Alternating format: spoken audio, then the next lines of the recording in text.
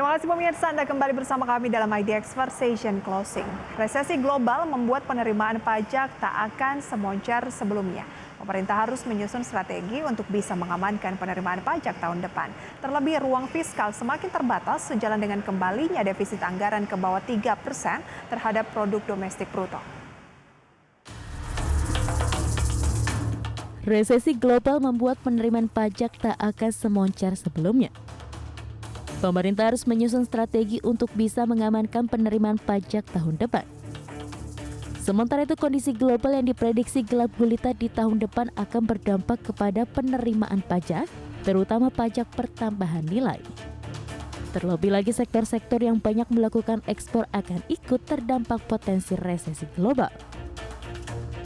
Sebagai pajak atas konsumsi yang diterapkan di tiap mata rantai produksi dan distribusi, penerimaan PPN akan sensitif terhadap kondisi perekonomian. Sebab itu ancaman resesi ekonomi global juga akan berdampak negatif terhadap penerimaan PPN. Mengutip dari data Kemenq, realisasi penerimaan pajak hingga akhir September 2022 mencapai Rp1.310,5 triliun. Jumlah ini setara 88,3% terhadap target dalam peraturan Presiden nomor 98 tahun 2022. Jumlah ini juga melejit hingga 52,4% year-on-year.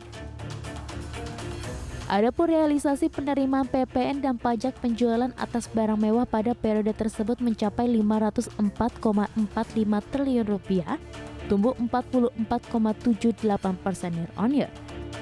Jumlah itu juga setara 78,94% terhadap target pada Perpres. Meski demikian, pelemahan ekonomi global tercermin pada penerimaan PPN impor.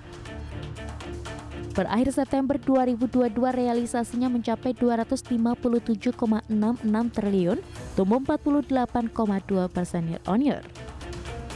Namun jika dilihat data per bulan, terjadi penurunan penerimaan PPN impor sejak April 2022 lalu.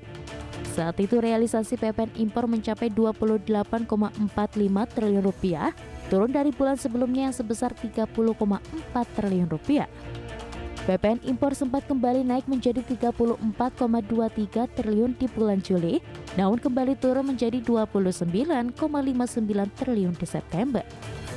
Berbagai sumber IDX Channel.